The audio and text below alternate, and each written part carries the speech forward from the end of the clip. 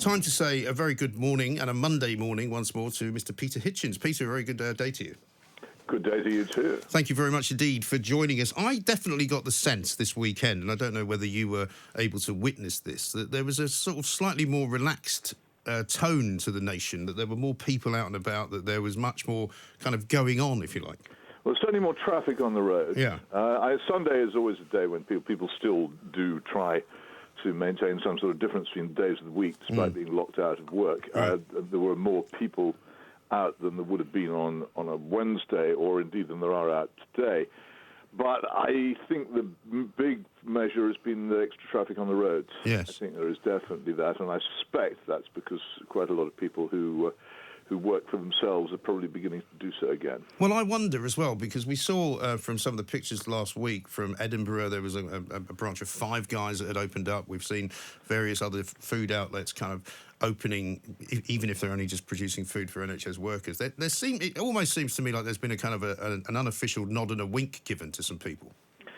Well, I think there has been, and I think there's no question that an awful lot of people who shut down without waiting to be told have now discovered that, first of all, that they did something they didn't need to do, and secondly, that when they ask, the word is, well, why do you shut down in the first place?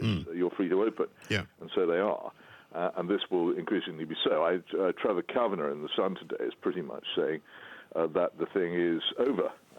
The opening of his piece on page 14 of The Sun is right. The lockdown is over, not officially, not quite, but the dam is bursting. And I think that the reason for this is that the government knows perfectly well that if it tries to hold on much longer, it won't be able to hold the line. So all kinds of formal, informal and semi-formal relaxations will be seen over the next couple of weeks as they try to maintain the illusion that the thing is still applying while letting rip in all kinds of areas. Yeah, because it seems to me, Peter, and I don't know if you agree with this, but there was an awful lot of kind of voluntary closure that went on that didn't perhaps have to happen. And I know that you've been on this very much from the beginning consistently. You know, you and I differed at the beginning because I thought it was necessary for us to get past this kind of period of doom and gloom where too many people might get it. We seem to have passed that point. You know, we seem to have seen that the NHS has coped perfectly well. And so now it is time to move on. And if indeed that is what happens, are you less concerned that we are going to have this terrible, terrible economic downturn? Because if we do it in time, maybe it will be okay. No, alas, no, we've already missed any chance of doing it in time. The damage to the economy and to small business particularly, and to quite a lot of large businesses as well, as the general flow of economic lifeblood in the country is terrible. And as I think I've said before, if you have a heart attack, the thing to do is to make absolutely sure you get to hospital as quickly as possible, both metaphorically and in real life. And what we have done is the nation has been having simultaneously a heart attack and a stroke, and it's been sitting doing nothing about it. And every day this goes on, the irreparable damage has grown deeper. So I'm afraid, no, I'm not particularly heartened by that. I mean, we'll all be glad when it's over, but I think that as soon as it is over, we'll find, especially those of us who've been complacent about it, the extent of the huge cost which we have imposed needlessly on ourselves, and the lost jobs, the lower standards of living, the lower wages, the lower standards of public service, the general pinched nature of life which will follow is going to be something of a surprise to those who think this has just been a holiday on government money. Maybe so, but equally, you and I have discussed this for the past 4 weeks, and you know, I think we've both been surprised at how well the country has coped with it. And if you look at, for example, the pictures of people who still travel by public transport on the tube and stuff, which I don't anymore, the trains are still pretty busy in London. People are going to work. These are manual workers, generally speaking, who are, you know, probably at the bottom end of the economic scale. But they're still carrying on. They've still been working. So do you worry that you might have overestimated how bad this is going to be? No, I don't think so. It's clear. I mean, I know the area in which I live very well. I've lived here for more than half a century. It's clear. During my permitted exercise, I get on my bicycle and I go around. I keep a pretty close eye on what's going on. It's clear that the economy around here has pretty much ceased to function. And the problem with economies is they're very, very tightly interlinked. And if one part of it isn't working, and if the flow of trade is not happening in one place, and the buying of supplies and the paying of rent and all the other things that are going on are not happening, then it kills. and it kills jobs and it kills businesses, and the effects will be enormous. The other thing that kills, of course, is the tax base, which is the source of all the money which goes to pay for the National Health Service we all say that we love. But I would like to mention one thing which seems to me not to have been very thoroughly investigated. It reported and then quickly passed over, which is work by Professor Carl Hennigan of the Centre for Evidence-Based Medicine in Oxford, which he worked on a very simple thing. He said, when did the people who died of or with, we don't know, COVID-19, when did they actually die? And, of course, this is not the same as when were their deaths announced by the government on the NHS. In fact, it's totally different. Yes. And if you go to the website of the Centre for Evidence-Based Medicine, what you'll find is that he's done a chart of deaths, and it shows, and it continues to show, as the word continues to come in, that the deaths from COVID-19 peaked on April the 8th. And you'll remember that the Johnson shutdown began on March the 23rd. Yes. Now, given the incubation period of the disease and the time it takes to kill those whom it kills, it is inconceivable that this peak, which since when the numbers of dead have been falling, is in any way connected with this shutdown. It can't be. Well, and so what we actually have for the first time is clear evidence that there is no connection between the shutdown and the incidence of the disease, or certainly none that can be shown. On the contrary, the decline in the disease, which has been evident to careful researchers, I have this on my screen at the moment, careful researchers since Professor Hennigan's work, is independent of this. And this is the point I've been making over and over again. If you look at all the countries of the world, there is no consistent link between any particular form of government action and any particular level. And I've insisted on this because it seems to me that until it's generally recognized in politics and the media that this thing is mistaken, that we're going to be hung about for months and possibly years with futile and inhibiting precautions which will prevent the proper revival of the economy and the forcing of people to wear face masks and all the other stuff which is now being suggested. Instead of saying, actually, we made a mistake, let's get back to being a sensible country as quickly as possible. And as long as we still are hag-ridden by this belief that the shutting down of the country has contributed to the defeat of the disease, and that if we hadn't shut down the country, that the hospital intensive care units would be full of patients, we will continue to behave in this self-damaging fashion. Well, I think that you can't really ever know if that was going to happen or not, because the fact is that I think what the government set out to do was to make sure that the hospitals were not overrun. They were successful in doing that. It's entirely... Well, that's what you say. Well, yeah, but they were, Peter. Hang on, let me speak. It simply cannot be demonstrated. You've gone back to interrupting me. Well, it has been demonstrated. I think this is so important. I think that well, no, but this is my point. We're now reaching a stage where we have to work out what it is that we've done. Well, let me explain to you what I believe that we've done. We have done what the government set out to do. This was never about stopping people from dying, because the view out there is that if you are vulnerable, if you are relatively old, you probably will die if you get this disease. And when you look at the numbers of people dying around the world, even in Sweden, the numbers are getting bigger and bigger and bigger. Now, you can argue with me and say, yes, but they didn't shut down their economy and therefore they will recover better, and that may well be true. But at the bottom of this argument, what we have seen is that this government set out not to overrun the NHS, and has been successful in that. And basically, if you look at the numbers of people who are going to continue to die, it will, the infection rate will continue to rise, because at one point we were told at the beginning, everybody eventually will get this disease. I may have had it, you may have had it, everybody sitting around me may have had it, but we survived it. But the point is that we probably saved the NHS from being overrun by doing what the government did. Well, I'm glad you say probably, because there is a completely valid alternative hypothesis, which is that there was never going to be an overwhelming of the intensive care system. But we don't know that, do we? Well, we don't know that, but we also don't know that there would have been. And the thing is that those who have taken this extraordinary action, or for the first time, I think, in the history of the country, banning people from any kind of public political meeting, of confining them to their homes, of setting the police on the streets, telling people whether they can go in their front gardens or sunbathe or not, and at the same time trashing an economy which was already wobbling quite badly on the rails. these immense actions seem to me to require a lot more than, oh, well, it was probably the right thing to do.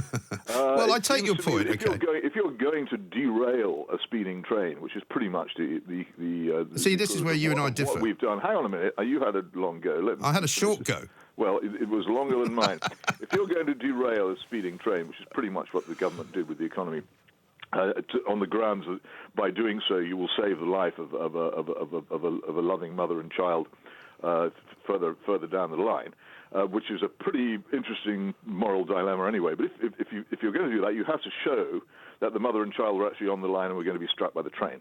You can't just say, well, I thought there was somebody there, right, and so I derailed the train, which is now lying with its wheels. Well, there's a moral question. There's a moral question for you. Full of dead and injured people. Well, let me ask you this question. What's happening? Well, let me ask you a question. If you saw a mother and a child on a train track and you were driving the train, would you crash the train to avoid them, thereby killing everybody else? Well, that is one of those dilemmas. But assuming that the answer is yes, or would you just run them over? Assuming that the answer is yes, and there was then an inquiry afterwards which concluded that the mother and child on the track were completely phantasmal, they hadn't been there at all, and you'd imagined them, then I reckon your train driving career would be over. Yeah, but I don't think we can say with any surety that we've all imagined COVID-19. There's 2 million. There's 2 million people dead. What we may have imagined is the scale of it. Well, I don't think so. That remains the point. I would draw your attention to a fascinating letter which was published in the Sunday Times yesterday from Professor Sir Julian Legrand of the Marshall Institute at the London School of Economics. And he says that in the early 2000s, I was the health policy advisor in the number 10 policy unit. I received an alarming memo from public health officials about avian flu, suggesting it might be necessary to close down the country, as we are doing now. Otherwise, there would be 7 million dead. Right. I relayed the message to the Prime Minister, who, not surprisingly, hit the roof. We then did some serious checking, recognised the absence of strong evidence, and made sure sense prevailed. The country remained open, and the epidemic, which he puts in inverted commas, went away. Experts tend to focus solely on their area of expertise. Epidemiologists naturally will emphasise potential loss of life due to an epidemic. Policymakers have to balance priorities, such as lives lost against livelihoods destroyed, in a way experts do not. In the present case, an uncritical acceptance of the experts' predictions has led to a lockdown that is almost certainly too severe. I repeat, Professor Sir Julian Legrand. But you see, I would say this. A former Downing Street advisor. All right. In the Sunday Times yesterday. Yes, I saw it. Reading, no, I did. I read it yesterday. But let me tell you this. Well, it's not been... Frankly, it ought to be on the front pages of several newspapers today. Well, no, because he's just another man who has another opinion. Yes, he is. He's another guy with another opinion, just like you and just like me. The bottom line is this. If, for example, the economy had remained open, and I, for one, do not accept for a minute that my life, and I may be one of the lucky ones because I'm still coming to work, but my life is not that different. Aside from the fact I haven't seen my children, which is basically my choice because I think it would be wrong to do that sort of thing when everybody else is having to face problems as well. I go shopping once a week. I go to the supermarket where I can buy all the things that I would normally buy. I can buy the nice wine that I would normally buy. I can get in my car. I can go and get petrol. You know, I don't feel as though we are in a situation at all like there have been in places like Spain, in places like America, in places like Japan and others. You know, we have not had to lose our liberty in the way that you've described. And I think that in order to save the number of horrible things that could have happened, I think it was worth it. And I think as we come out of it, we will realise that we did the right thing. Well, I know that's what you think, and my point is that I profoundly disagree with you, and I think that once this is over, that we need to have a very serious inquiry into it, because I believe that if we do not recognise the actual case, this was a grave and panicking mistake by an inexperienced government with very little idea of what it was doing, then we will do it again. And if we do it again, it will be worse. And the other thing is that in the period of penury and high taxation and inflation and lost jobs and unemployment and people suddenly discovering just what universal credit really is like, in that period which is coming, all the actions which the government will then take, from probably ripping up any kind of planning restrictions to allow builders to build anything they like wherever they like, and probably the confiscation of quite possibly the confiscation of savings. There's that word probably again. Well, it is probable because we don't know, but it is interesting that in two major Fleet Street newspapers, the prospect of a capital levy, that is to say a seizure of money from people's savings and the alleged value of their houses is being discussed. There's an awful lot of speculation out there. I would be unsurprised, given the level of money which the government has spent, which it does not have, and borrowed, which it cannot afford to borrow, if anything of that kind. Anyway, in that era, what will ceaselessly be used to justify all kinds of wrong, bad, and destructive actions will be the excuse which is being used today. It was all done to save the NHS, and it's still being done for that. If that excuse doesn't hold, then these things which are going to be imposed on us, and that's you and me too, these things which are going to be imposed on us and on millions of people in the coming months and years are going to have to be challenged.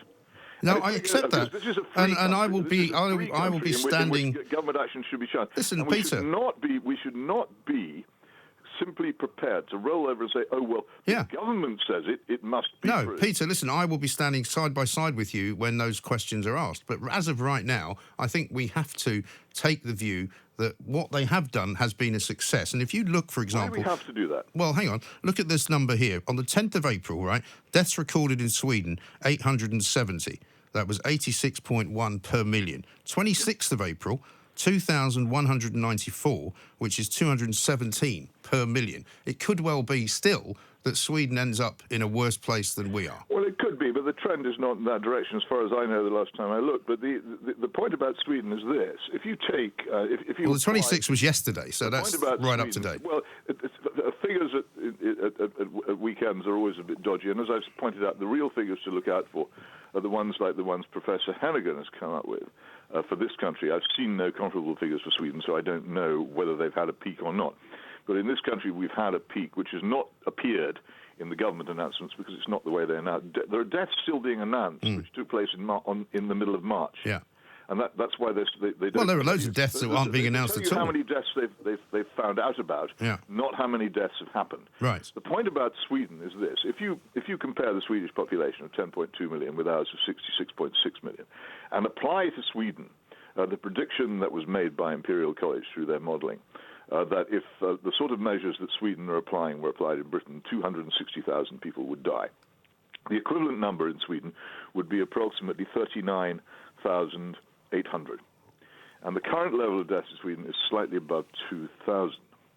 So I think what we're saying... Well, it's not, is it? Because I've just told you it's now more than 2,000 in one day. No. I think you have to be wrong there. Okay, well, I can check the world. I'm looking at these figures here while we're doing this. If you may. Okay. The total number of deaths. Maybe that's it. Maybe it's the total number. The total number of deaths is 2,194 according to the worldometer I have here. But that is definitely more than double or triple what it was on the 10th of April. Oh, wait a minute. I mean, 870 it was. Just saying, no, I've got the... what I've got is... daily deaths in Sweden. Yeah. So you have April the 21st, 185, April 22nd, 172, April 23rd, 84. I think that's consequence of... no, this can't even be a consequence of weekend. April 24th, 131. April 20th. Yeah, so the 2,000 figure must be in total. Those are the levels of deaths. Right. I think you're mixing up some other figure. The total number of deaths, according to Worldometer up to April 25th, is 2,192. I don't know whether I can refresh that to produce. Yeah, well, that figures. Yeah, no, you're right. 2,194 is what I've got at 26th of April. Yeah, the figures for the figures. But the point is, it's rising, right? The deaths given for yesterday were 40, which is obviously an underestimate because it was a weekend. Yeah. A weekend. My point is that we haven't got a lot more time here, Peter. My original point, which you interrupted to give what I think was an incorrect figure, was that the number of deaths in Sweden is not much above 2,000. Yes. That's at 2,194, according to Worldometer. But it's rising. And well, of course, it's rising. The death figure always rises. People don't come back to life. But the British figure is rising. But that's not the point. The point is that if you applied Imperial College's modelling to Sweden, then the policy, according to Imperial College, by following the policy which Sweden is following, the death rate in Sweden will reach 39,800. But also, let me.